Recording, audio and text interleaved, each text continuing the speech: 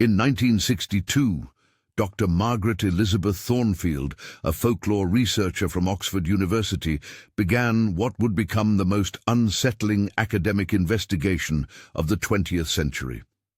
Her project, initially titled Ancestral Narratives: The Evolution of European Folk Tales, was intended as a comprehensive study of how traditional stories transformed over centuries.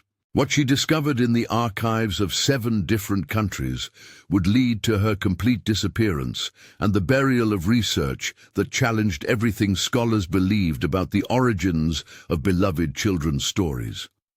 The investigation began innocuously enough. Dr. Thornfield had secured funding to examine manuscripts housed in libraries across England, France, Germany, Denmark, Italy, Russia, and Czechoslovakia. Her methodology was simple: trace the earliest known versions of popular fairy tales and document their evolution. She expected to find sanitized stories that had been gradually cleaned up for modern audiences. Instead, she found something far more disturbing. The first irregularity emerged at the British Library in London, where Dr. Thornfield was examining medieval manuscripts. Among the expected collection of religious texts and historical chronicles, she discovered a leather-bound volume with no identifying marks on its cover.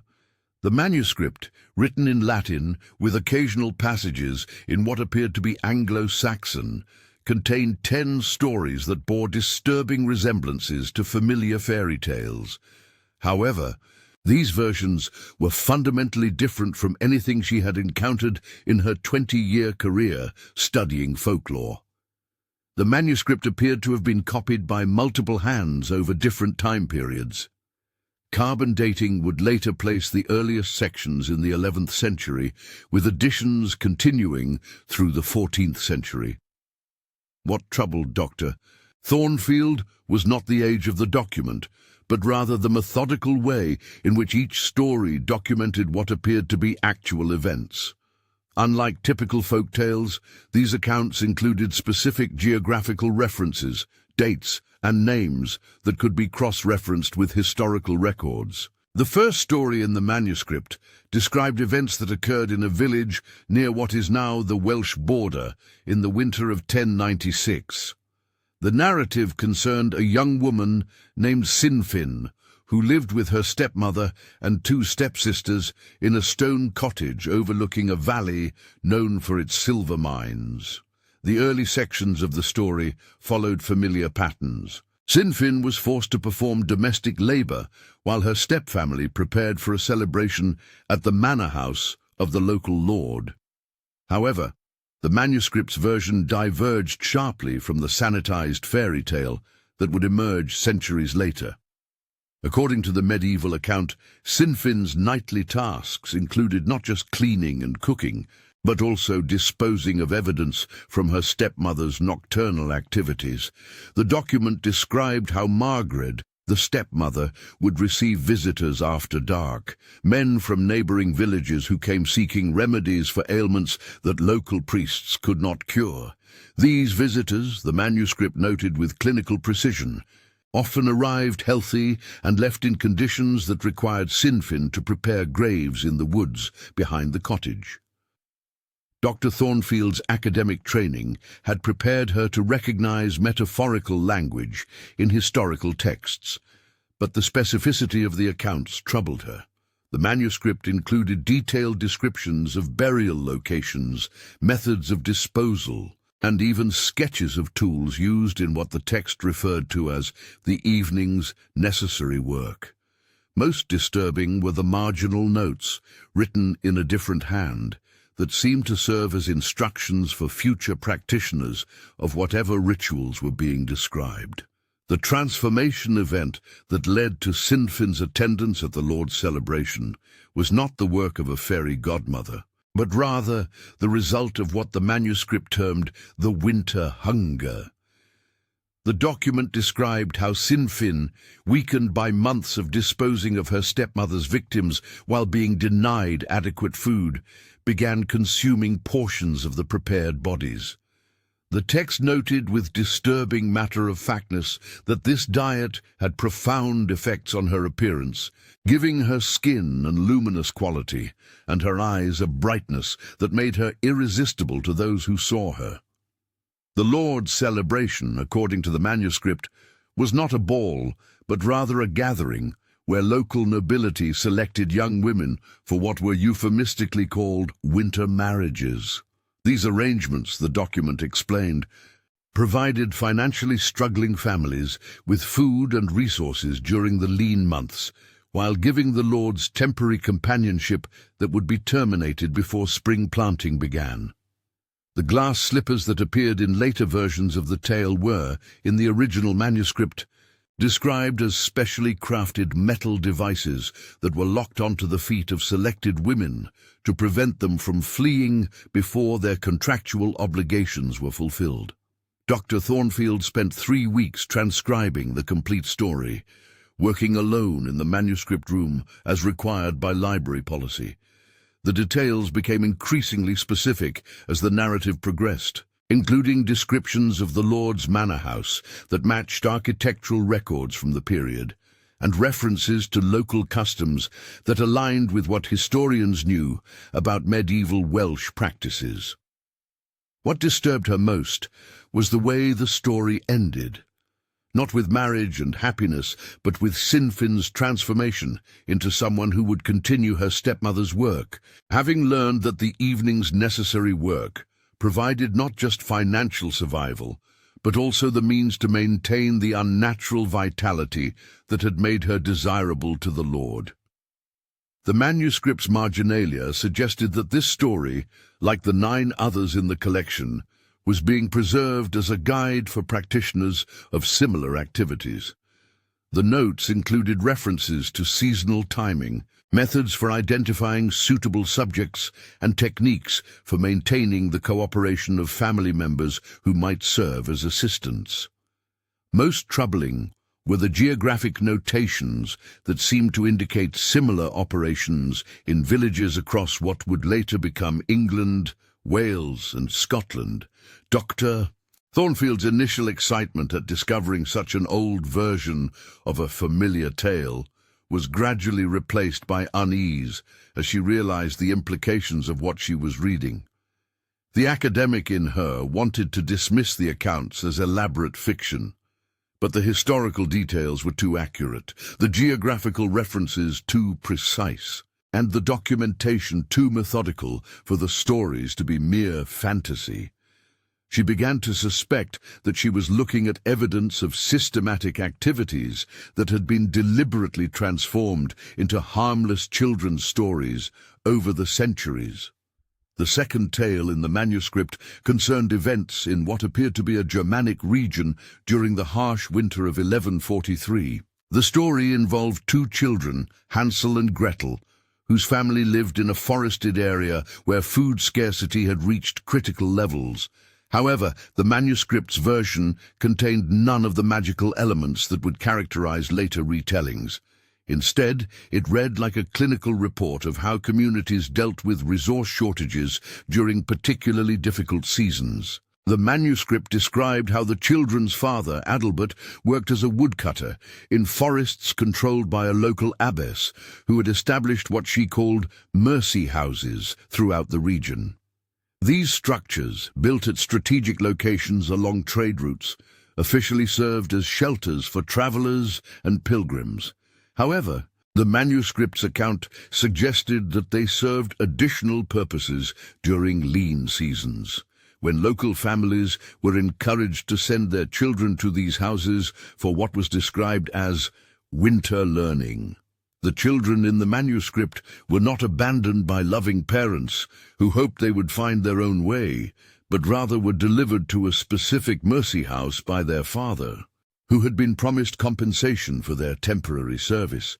The house where Hansel and Gretel were taken was overseen by a woman named Hildegund, described in the manuscript as exceptionally skilled in the preservation arts. The document noted that she was particularly valued by the abbess for her ability to maintain adequate food supplies throughout the winter months. even when surrounding communities were experiencing severe shortages. The manuscript's description of the Mercy House differed significantly from the Candy Cottage of later versions. The building was constructed of local stone and timber, designed with multiple rooms that served different functions in what appeared to be a complex processing operation. The children were initially assigned to what the manuscript called preparation duties, which involved sorting through possessions left by previous visitors and maintaining fires in rooms that were kept at precisely controlled temperatures. The story's progression followed patterns that Dr. Thornfield recognized from other historical accounts of medieval institutions that dealt with resource management during crisis periods. The manuscript described how children who were brought to mercy houses during particularly harsh seasons often remained there until spring, learning what were termed preservation techniques that would serve them throughout their lives. However, the specific techniques described in the document were far more disturbing than traditional methods of food storage and preparation. The manuscript noted that Hildegund had developed innovative approaches to ensuring adequate nutrition during extended periods of scarcity. Her methods, according to the document, involved careful management of available resources, including those provided by travelers who stayed at the Mercy House. The text described with clinical precision how these resources were processed, stored, and distributed to maintain the health of children under her care. The transformation that occurred in Hansel and Gretel was not the result of their cleverness in escaping a cannibalistic witch, but rather their gradual adaptation to survival techniques that they had learned during their winter residency. The manuscript described how the children initially resisted participating in the Mercy House's activities, but eventually became skilled practitioners of Hildegund's preservation methods. Their return to their father's house in the spring was accompanied by supplies that sustained their family through the following year, along with knowledge that would prove valuable during future seasons of scarcity. The manuscript's marginalia included detailed diagrams of preservation techniques, seasonal calendars that optimized resource management, and geographical notes indicating the locations of similar mercy houses throughout the Germanic regions. Most disturbing were the recruitment guidelines, which specified the characteristics that made children most suitable for winter learning programs, and the compensation structures that encouraged families to participate in these arrangements. Dr. Thornfield spent another month transcribing this second tale and its associated documentation, working with increasing discomfort as she realized the implications of what she was recording. The academic significance of discovering such early versions of familiar stories was undeniable, but the content was fundamentally different from anything she had encountered in her previous research. These were not folk tales that had been embellished over time, but rather detailed accounts that appeared to document actual practices. Her unease deepened when she attempted to verify the historical references in the manuscripts. The geographical locations mentioned in the stories corresponded to real places, many of which had documented histories of unusual hardship during the medieval periods described in the texts. Religious records from the regions mentioned in the Germanic tale included references to abbesses who had established charitable institutions during periods of famine, and local chronicles noted the success of these institutions in maintaining community stability during resource shortages.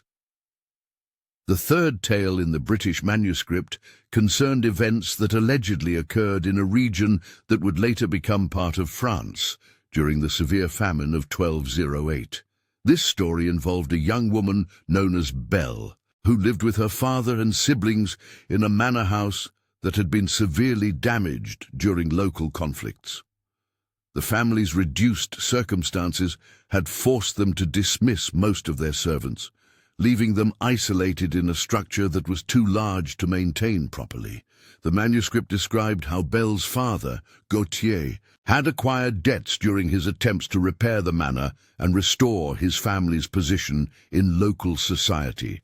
These obligations had created relationships with creditors who demanded forms of payment that extended beyond financial compensation.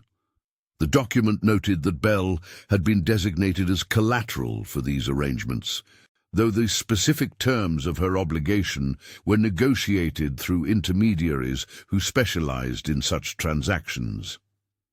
The beast that appeared in this version of the tale was not a magical creature, but rather a man named Grimald, who had acquired extensive holdings in the region through methods that the manuscript described with careful circumspection.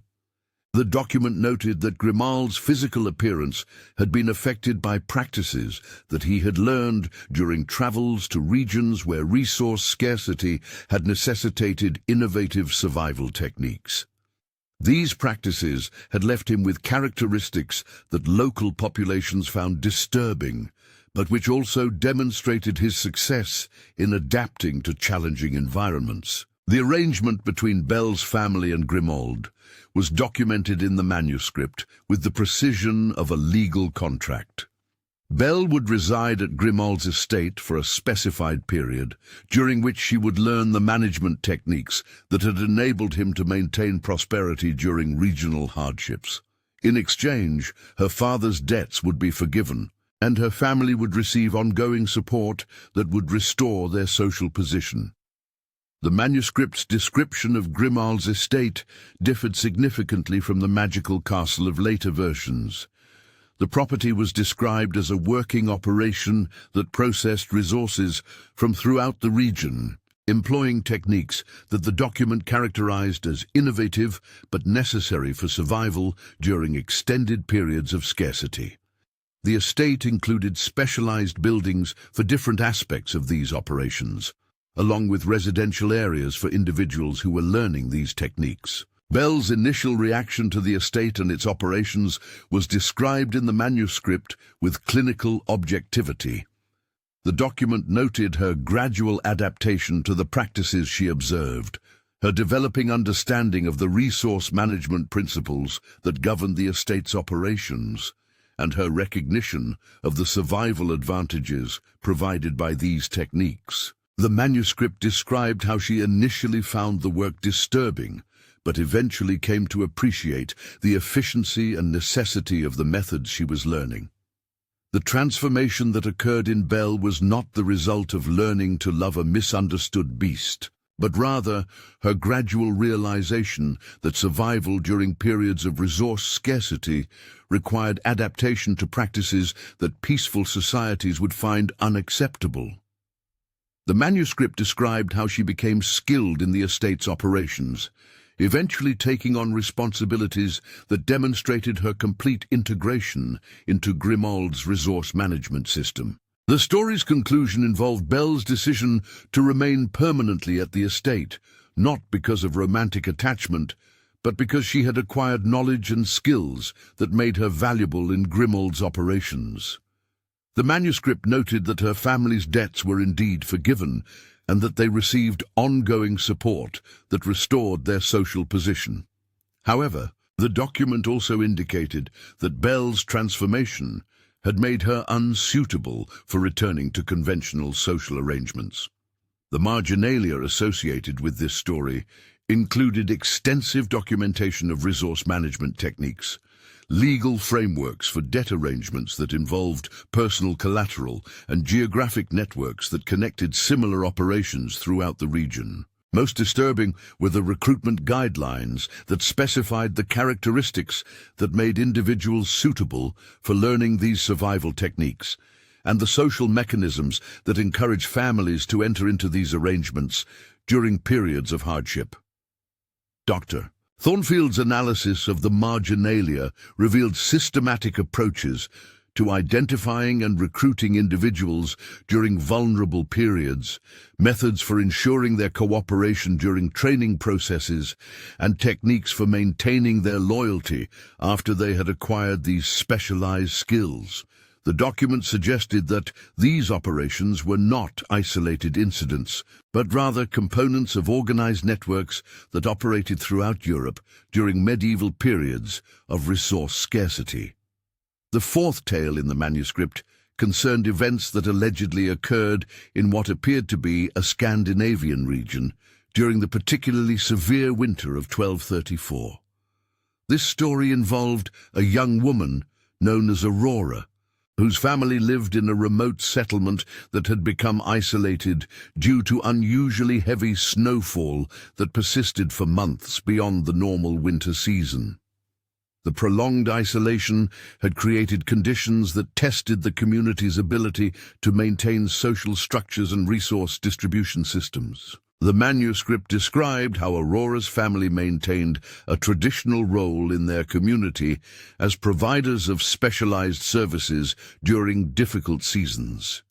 These services, according to the document, involved maintaining community morale through activities that helped residents cope with extended periods of confinement and uncertainty. However, the specific nature of these services was described in the manuscript with language that suggested activities far more complex than simple entertainment or spiritual guidance. The curse that befell Aurora in this version was not the result of magical intervention, but rather the consequence of exposure to substances that were used in her family's traditional practices. The manuscript described how these substances, derived from plants that grew in the region's forests, had effects that could be beneficial when used in controlled amounts, but dangerous when exposure exceeded safe limits. Aurora's condition was the result of an accident during the preparation of materials for community ceremonies. The sleep that overcame Aurora was not magical, but rather the result of physiological changes caused by exposure to these substances. The manuscript described her condition with clinical precision, noting changes in her breathing patterns, skin coloration, and responsiveness to external stimuli. The document indicated that similar conditions had been observed in other individuals who had worked with these materials, and that specialized knowledge existed for managing such cases. The isolation of Aurora's resting place was not the result of thorns that grew around a magical castle, but rather the community's response to her condition and their uncertainty about its contagious nature. The manuscript described how community members constructed barriers around the building where Aurora was housed, both to protect her from disturbance and to prevent the possible spread of whatever had affected her. These barriers were maintained by community members who had experience with similar situations. The princes who attempted to reach Aurora in this version were not romantic suitors, but rather specialists from other communities who had expertise in dealing with conditions caused by exposure to the substances involved in her family's practices. The manuscript described how these individuals traveled from distant settlements during the spring thaw, bringing with them knowledge and materials that might prove effective in treating Aurora's condition. The document noted that many of these specialists were unsuccessful in their attempts to help Aurora, not because of magical barriers, but because they lacked sufficient understanding of the specific substances and preparation methods involved in her case. The manuscript described how several of these visitors became affected by exposure to residual materials in Aurora's environment, requiring treatment themselves before they could return to their own communities. The eventual awakening of Aurora was not the result of true love's kiss, but rather the successful intervention of a specialist who had extensive experience with the substances involved in her condition. The manuscript described how this individual, referred to as Prince Harold, had acquired his knowledge through training with practitioners in regions where these materials were more commonly used.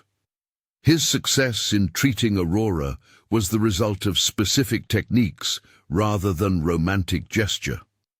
The manuscript's conclusion noted that Aurora's recovery was accompanied by her acquisition of immunity to the substances that had initially affected her.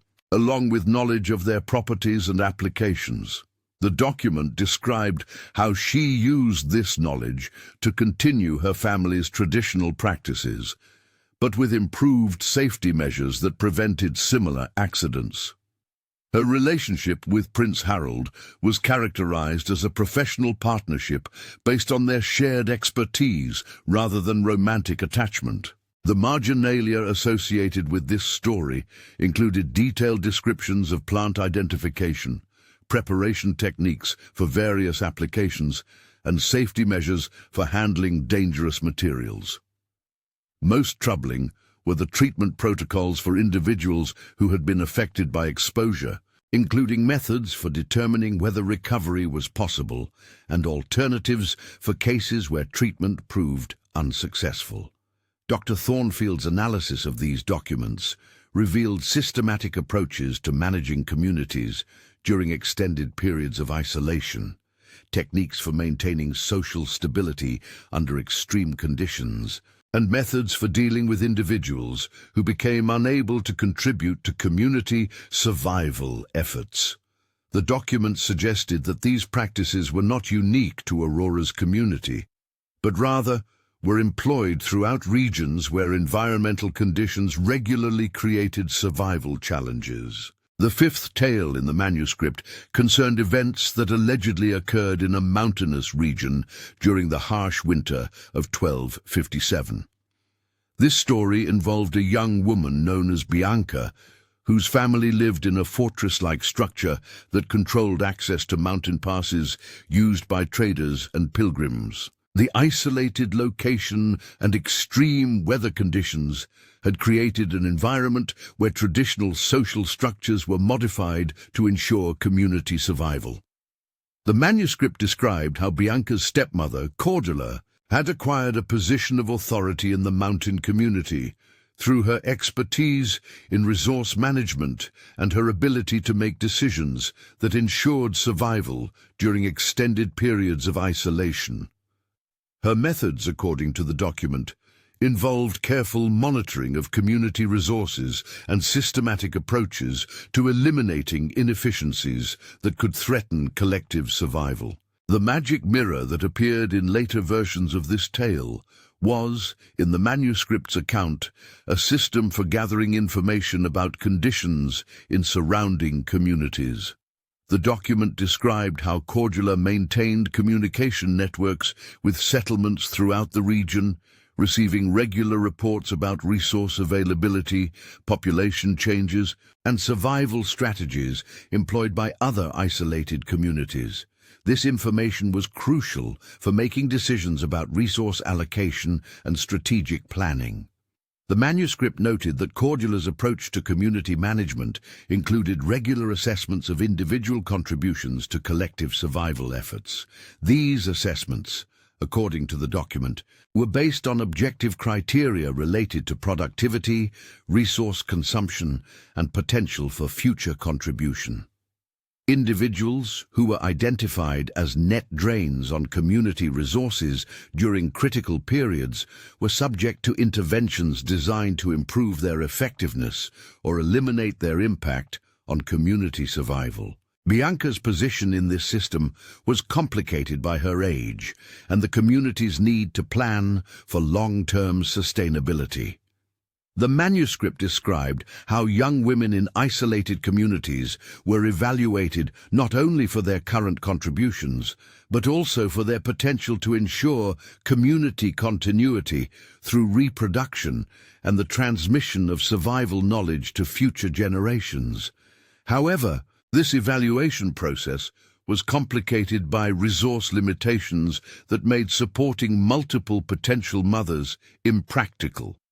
The huntsman who appeared in this version was not a compassionate servant who disobeyed orders, but rather a community member who specialized in resource management activities that required periodic travel outside the immediate settlement. The manuscript described how this individual, Wulfhard, had developed expertise in identifying and eliminating threats to community survival, including both animal predators and human competitors for scarce resources.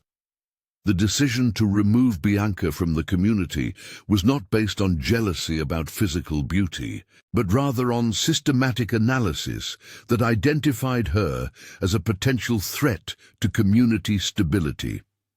The manuscript described how her combination of attractiveness and intelligence made her likely to destabilize existing social arrangements by attracting attention from males who were needed for essential survival tasks. Additionally, her consumption of resources during the critical winter months was identified as unsustainable, given her limited contribution to essential community functions. The cottage where Bianca took refuge was not the home of 7 dwarfs, but rather a seasonal shelter used by specialists who managed resources in the high mountain regions during winter months. The manuscript described how these individuals, referred to collectively as the Bergmannen, had developed techniques for surviving in extreme environments while extracting valuable materials that could be traded for resources needed by mountain communities. The Bergmannen were described in the manuscript as individuals who had adapted to survive in conditions that would be fatal for most people. Their physical characteristics, including reduced stature and increased muscular development, were the result of generations of adaptation to high-altitude environments and the physical demands of their specialized work. Their acceptance of Bianca was based on practical considerations related to the domestic tasks that would improve their living conditions during the harsh winter months. The manuscript described how Bianca's time with the Bergmannen involved learning survival techniques that were specific to extreme mountain environments. These techniques included methods for conserving body heat, identifying edible materials in barren landscapes, and processing mineral resources that could be traded for food and other necessities. Her education also included training in defensive techniques that were necessary for protecting valuable resources from competitors. The poisoning incident that occurred in this version was not the result of magical intervention, but rather the consequence of Cordula's discovery that Bianca had acquired skills and knowledge that made her a potential threat to the existing power structure. The manuscript described how Cordula used her expertise in plant-based substances to create materials that would eliminate this threat while maintaining the appearance of natural death. The Bergmannen's response to Bianca's condition was based on their knowledge of treatment techniques for various forms of poisoning. The manuscript described how they preserved her body using methods that they had developed for maintaining organic materials in extreme cold conditions, while they searched for specialists who might have knowledge relevant to her specific condition. Their construction of a protective structure around her body was designed to maintain optimal preservation conditions while preventing interference from scavengers. The prince who eventually discovered Bianca was not seeking a bride, but rather was traveling through the mountain region as part of diplomatic missions related to trade agreements. The manuscript described how Prince Albrecht had acquired knowledge of treatment techniques during his travels to regions where plant-based poisoning was common. His success in reviving Bianca was the result of specific medical intervention rather than romantic gesture. The manuscript's conclusion noted that Bianca's recovery was accompanied by her decision to remain in the mountain region rather than return to her original community. The document described how her experience with the Bergmannen had provided her with survival skills that made her valuable in the harsh mountain environment, while her treatment had created immunity to the substances that Cordula had used against her. Her relationship with Prince Albrecht developed into a partnership that combined his diplomatic connections with her specialized knowledge of mountain survival techniques. The marginalia associated with this story included extensive documentation of high-altitude survival techniques, methods for processing mountain resources, and protocols for managing isolated communities during extreme weather conditions. Most disturbing were the assessment criteria used to determine individual value to community survival efforts, along with intervention techniques for addressing individuals who were identified as threats to community stability. Dr. Thornfield's analysis of these documents revealed systematic approaches to managing scarce resources in extreme environments, techniques for maintaining community cohesion under survival conditions, and methods for eliminating threats to collective survival. The documents suggested that these practices were employed throughout mountainous regions, where environmental conditions regularly created life-threatening challenges. The sixth tale in the manuscript concerned events that allegedly occurred in coastal regions during the devastating storm season of 1293. This story involved a young woman known as Ariel, whose family maintained specialized knowledge related to underwater resource extraction and coastal survival techniques. The isolated nature of coastal communities during severe weather had created conditions that required innovative approaches to resource management and community organization. The manuscript described how Ariel's father, Triton, had developed expertise in underwater activities that provided coastal communities with resources that were not available through traditional land-based methods. These activities, according to the document, were particularly valuable during extended periods when storms made conventional fishing and farming impossible. However, the specific techniques involved in these underwater operations were described in language that suggested activities far more complex than simple diving for shellfish or seaweed.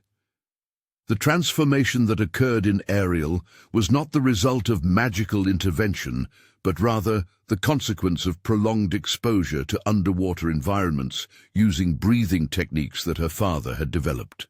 The manuscript described how individuals who specialized in extended underwater work underwent physical changes that improved their efficiency in aquatic environments, including modifications to lung capacity, circulation patterns, and sensory capabilities. The document noted that these physical adaptations came with costs that affected the individual's ability to function effectively in land-based social environments. The manuscript described how Ariel's transformation had made her increasingly unsuitable for traditional coastal community activities, while improving her effectiveness in underwater resource extraction operations. This change had created tensions within her family and community regarding her future role and contribution. The prince who encountered Ariel in this version was not a romantic figure, but rather a representative of inland communities that were seeking to establish trade relationships with coastal settlements during the extended storm season. The manuscript described how Prince Eric had been sent to negotiate agreements that would provide inland communities with marine resources in exchange for materials that coastal settlements needed for survival during periods when traditional fishing was impossible. The manuscript described how Ariel's specialized knowledge and physical adaptations made her valuable in these negotiations, as she could access underwater resources that were not available to conventional divers. However, her transformed condition also created complications in establishing the social relationships necessary for successful long-term trade agreements between different types of communities. The sea witch who appeared in this version was not a magical antagonist, but rather a specialist named Ursula, who had developed techniques for managing the physical and social challenges faced by individuals who underwent transformation for underwater work. The manuscript described how she maintained a facility in a coastal cave system where these specialists could receive treatment for the negative effects of their adaptations, along with training in techniques for managing their modified physiology. The document noted that Ursula's services were particularly important for individuals like Ariel, whose transformations had progressed to the point where they experienced difficulty with basic functions like breathing in air environments and communicating with individuals who had not undergone similar modifications. Her treatments, according to the manuscript, involved reversing some aspects of the transformation while maintaining the beneficial adaptations that made underwater work possible. The price that Ursula demanded for her services was not Ariel's voice in a magical sense, but rather her commitment to serve as an intermediary between surface communities and underwater operations for a specified period. The manuscript described how individuals who had undergone partial transformation were uniquely qualified to facilitate communication and resource exchange between communities that used different survival techniques. The manuscript's conclusion noted that Ariel's modified condition had made her valuable as a liaison between coastal and inland communities, but had also made her unsuitable for conventional social arrangements within either group.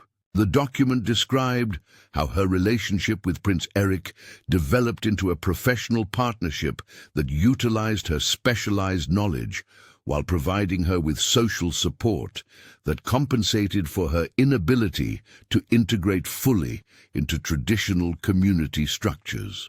The marginalia associated with this story included detailed descriptions of underwater survival techniques, methods for managing physical adaptations required for aquatic work, and protocols for facilitating trade relationships between communities with different survival strategies.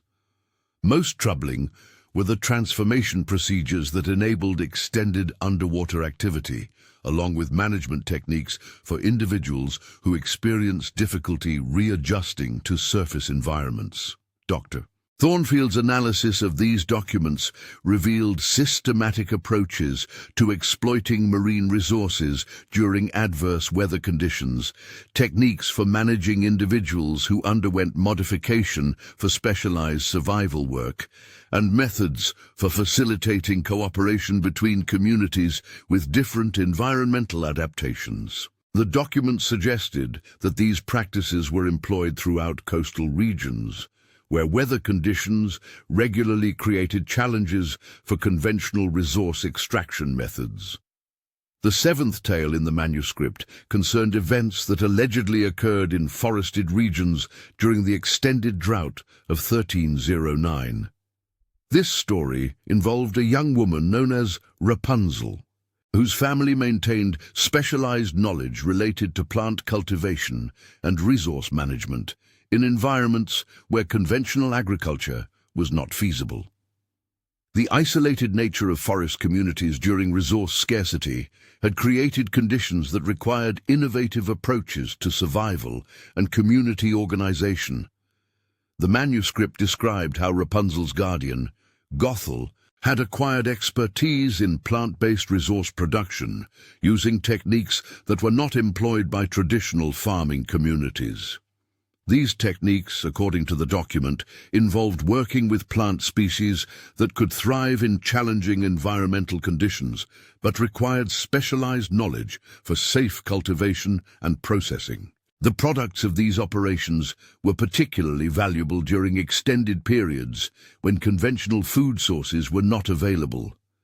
The tower where Rapunzel lived was not a prison created by an overprotective guardian, but rather a specialized facility designed for the cultivation and processing of sensitive plant materials. The manuscript described how the structure was designed to provide optimal environmental conditions for these operations, while isolating them from interference by individuals who lacked the necessary expertise. The tower's height was specifically designed to provide protection from both animal intrusion and human curiosity. The document noted that Rapunzel's hair was not naturally long, but rather had been modified using techniques that Gothel had developed for enhancing its usefulness in plant cultivation operations.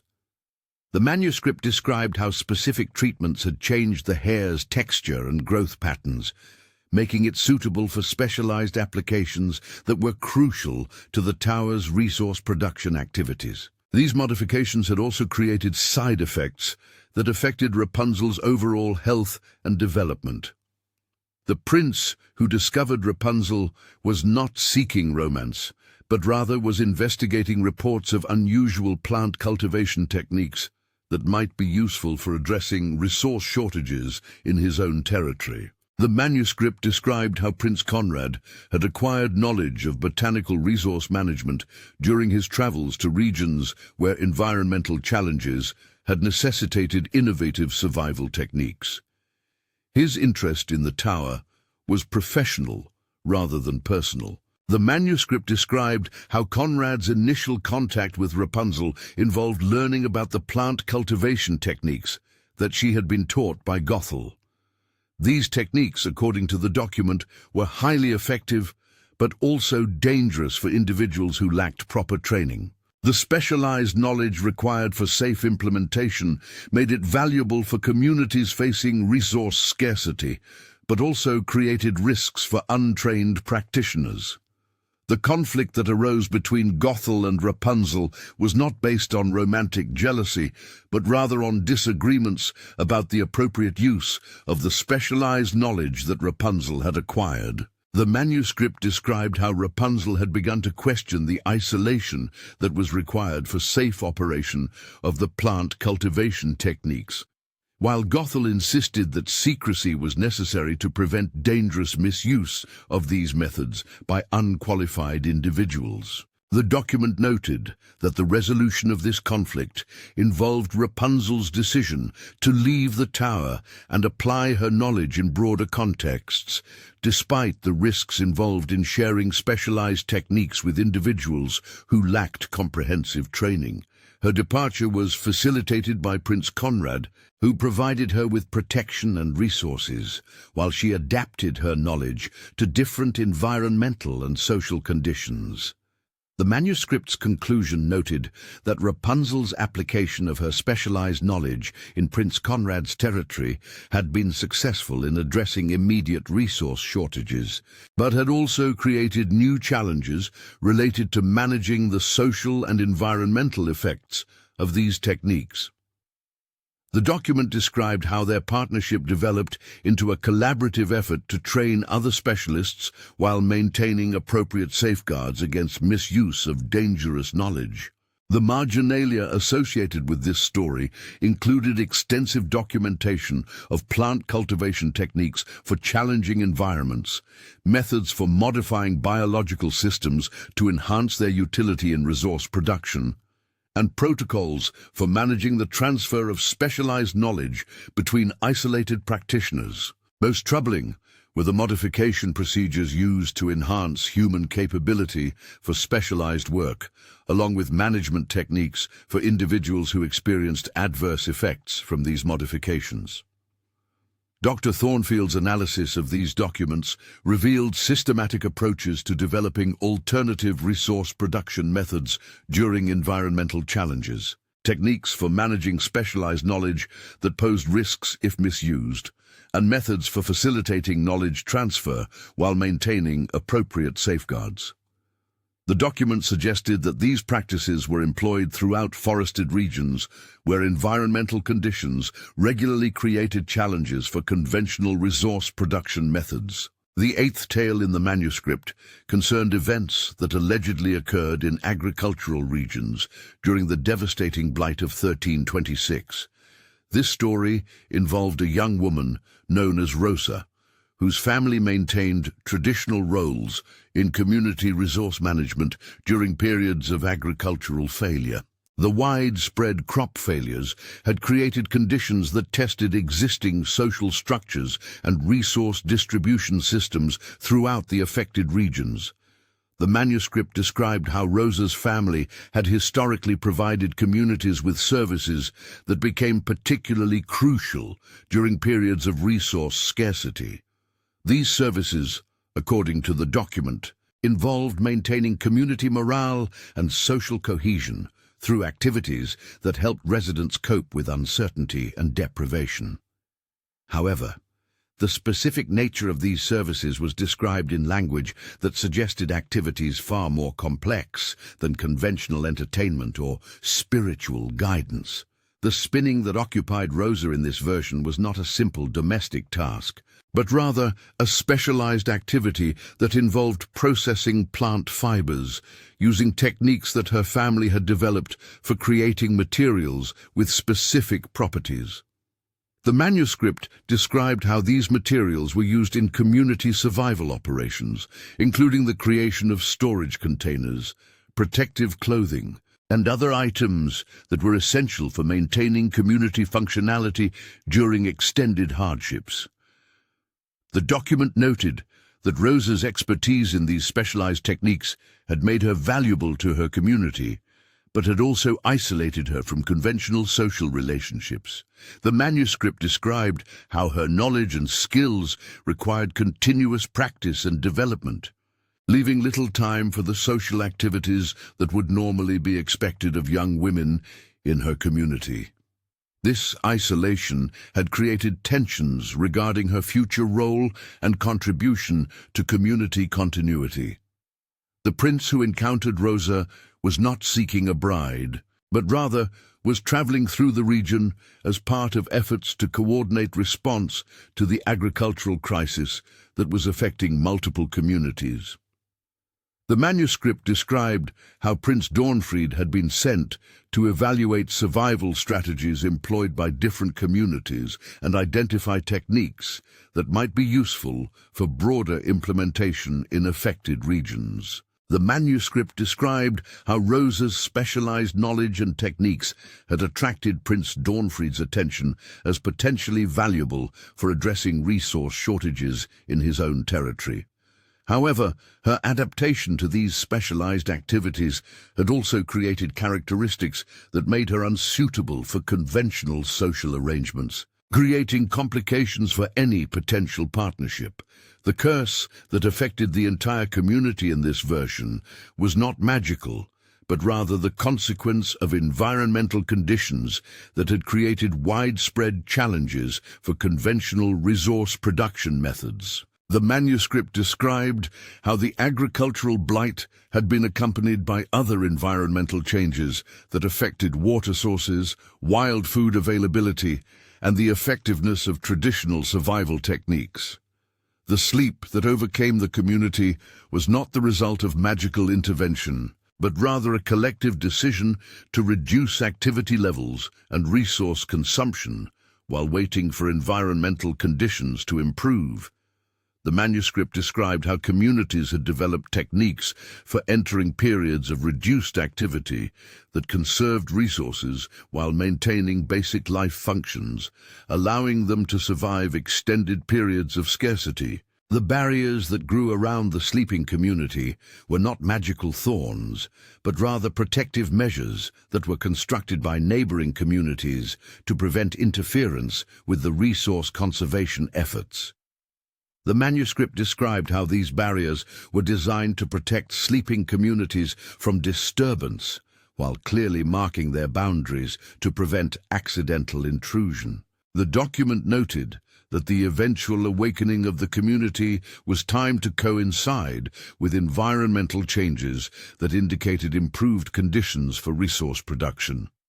The manuscript described how Rosa's specialized knowledge had been crucial in determining appropriate timing for ending the conservation period and resuming normal community activities. The manuscript's conclusion noted that Rosa's expertise had proven valuable in helping the community adapt to post-crisis conditions, but had also made her unsuitable for returning to conventional social arrangements. The document described how her relationship with Prince Dawnfried developed into a professional partnership that utilized her specialized knowledge while providing her with resources and protection that compensated for her social isolation. The marginalia associated with this story included detailed descriptions of resource conservation techniques, methods for managing communities during extended periods of reduced activity, and protocols for coordinating survival strategies across multiple affected regions. Most troubling were the community management techniques used during crisis periods, along with methods for determining when individuals had become too specialized for reintegration into conventional social structures. Dr. Thornfield's analysis of these documents revealed systematic approaches to managing communities during agricultural crises, techniques for conserving resources during extended periods of scarcity, and methods for maintaining social cohesion under extreme survival conditions. The documents suggested that these practices were employed throughout agricultural regions where environmental conditions regularly create challenges for conventional agricultural methods. The ninth tale in the manuscript concerned events that allegedly occurred in border regions during the territorial conflicts of 1341. This story involved a young woman known as Aschenputtel, whose family had been displaced by military activities and forced to seek shelter in areas where traditional social structures had been disrupted by ongoing warfare. The unstable conditions had created environments where survival required adaptation to circumstances that would be unthinkable during peaceful periods. The manuscript described how Aschenputtel's step-family had acquired resources and social position through methods that were necessitated by the breakdown of conventional community structures. These methods, according to the document, involved providing services to military personnel and displaced populations that generated income during periods when traditional economic activities were not possible. However, the specific nature of these services was described with careful circumspection that suggested activities extending beyond conventional hospitality. The transformation that enabled Aschenputtel's attendance at the territorial lords' gathering was not the result of magical intervention, but rather her acquisition of skills and knowledge that made her valuable in the complex social environment that had emerged during the territorial conflicts. The manuscript described how she had learned to navigate the dangerous social dynamics that characterized regions where traditional authority structures had been replaced by military control. The document noted that the gathering where Aschenputtel met the prince was not a romantic celebration, but rather a strategic meeting where territorial lords negotiated arrangements for managing displaced populations and securing resources during ongoing conflicts. These negotiations, according to the manuscript, often involved agreements that affected the lives and futures of individuals who had been displaced by military activities. The 10th and final tale in the manuscript concerned events that allegedly occurred in mountain regions during the severe winter of 1358. This story involved a young woman known as Schneewittchen, whose community had been isolated by unusual weather conditions that persisted far beyond the normal winter season. The extended isolation had created survival challenges that required innovative approaches to resource management and community organization. The manuscript described how Schneewittchen's community had developed specialized techniques for surviving in extreme mountain environments during extended periods of isolation. These techniques, according to the document, involved working with materials and methods that were not employed by lowland communities, but which were essential for survival in conditions where conventional approaches would be fatal. Dr. Thornfield completed her transcription of the 10th tale in late November 1962, working alone in the British Library's manuscript room as required by institutional policy. The cumulative effect of transcribing these stories had been profoundly unsettling, not just because of their content, but because of their consistency and internal logic. Each story contained details that could be verified against historical records, geographical references that corresponded to real locations, and descriptions of practices that aligned with what historians knew about medieval survival techniques during crisis periods. More troubling was the discovery that many of the locations mentioned in the stories had documented histories of unusual events during the time periods described in the manuscript, villages that had experienced unexplained population changes, communities that had developed reputations for successful survival during regional crises, and areas where local folklore included references to specialized knowledge or unusual practices. The correlation between the manuscript's accounts and historical records was too consistent to be coincidental. Dr. Thornfield's attempts to trace the manuscript's provenance had yielded limited information. Library records indicated that it had been acquired in 1947 as part of a collection donated by the estate of a private collector who had died during the London Blitz. The collector, a medieval historian named Professor Edmund Blackwood, had apparently acquired the manuscript during research travels in continental Europe during the 1930s. Her efforts to contact Professor Blackwood's surviving colleagues had revealed that he had been investigating what he termed practical folklore, stories that might document actual historical practices rather than purely fictional narratives. His research had focused on identifying medieval survival techniques that had been preserved in folk traditions, with particular attention to practices employed during crisis periods when conventional social structures failed to provide adequate protection for community survival.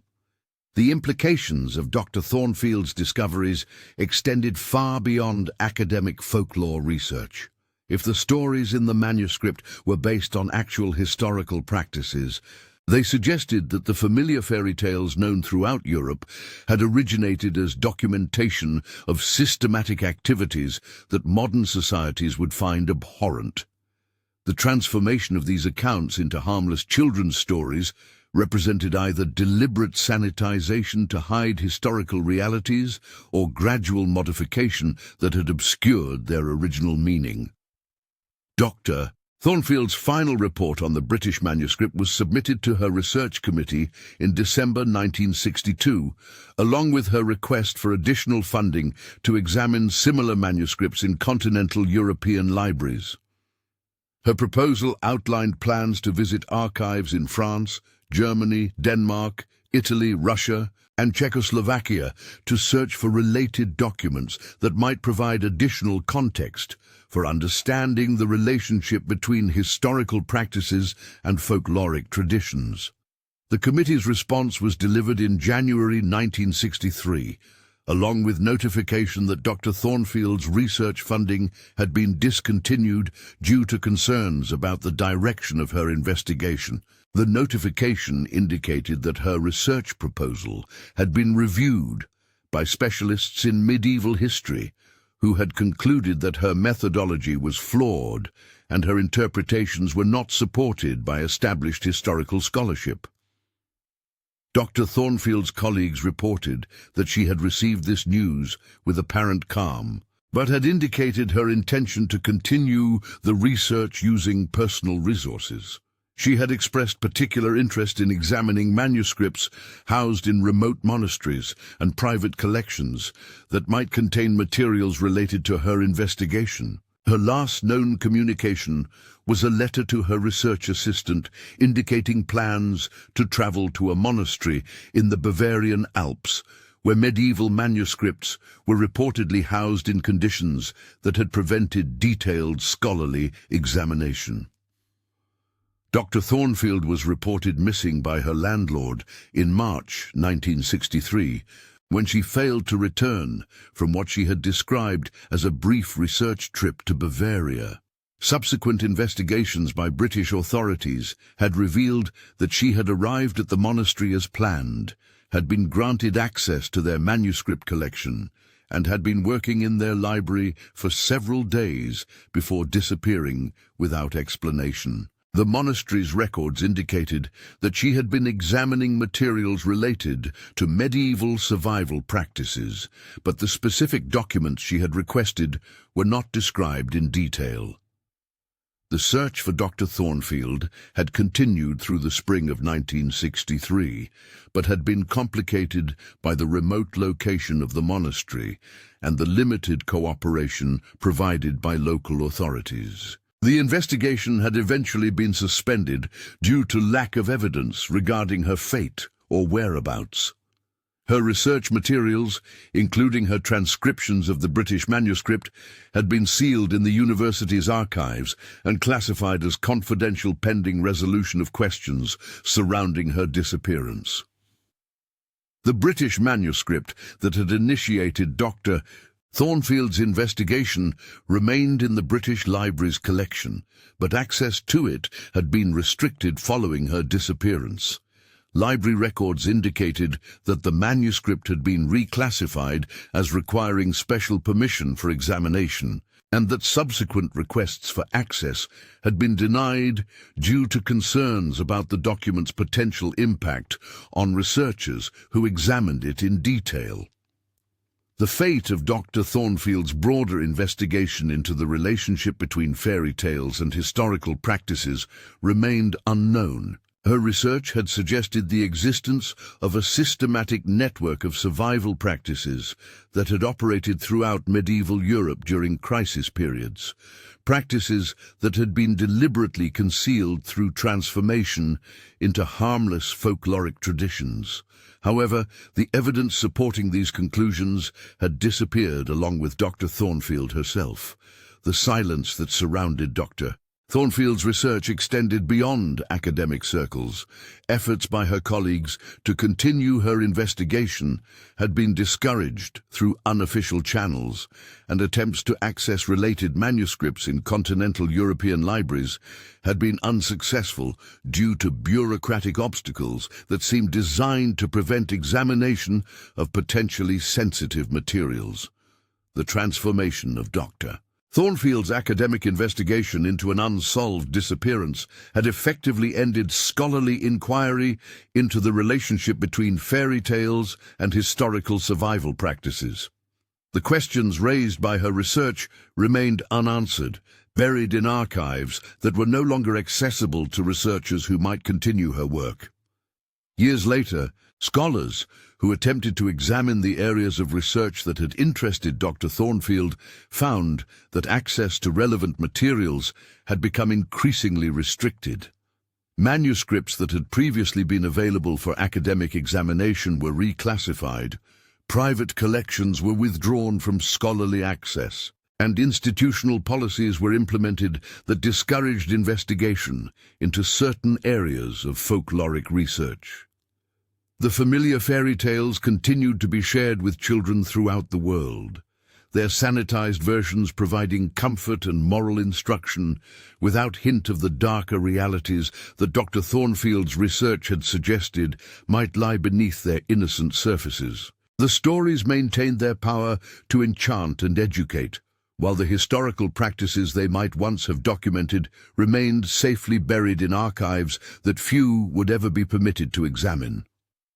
The silence that had claimed Dr. Thornfield's investigation spread to encompass the broader questions her research had raised about the relationship between folklore and historical reality. The academic community's reluctance to pursue these questions ensured that the darker possibilities suggested by her discoveries would remain unexplored, protecting both scholarly reputations and public sensibilities from truths that were perhaps too disturbing to acknowledge.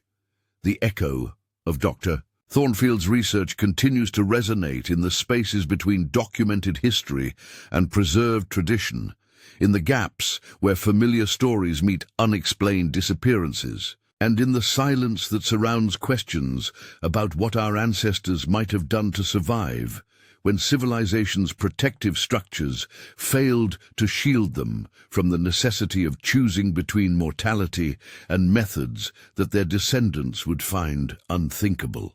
Some doors, once opened, reveal truths that transform not just our understanding of the past, but our ability to find comfort in the stories we tell ourselves about human nature and the prices our ancestors paid for survival. Dr. Margaret Elizabeth Thornfield had opened such a door, and in doing so, had perhaps discovered that some knowledge carries costs that extend far beyond academic curiosity.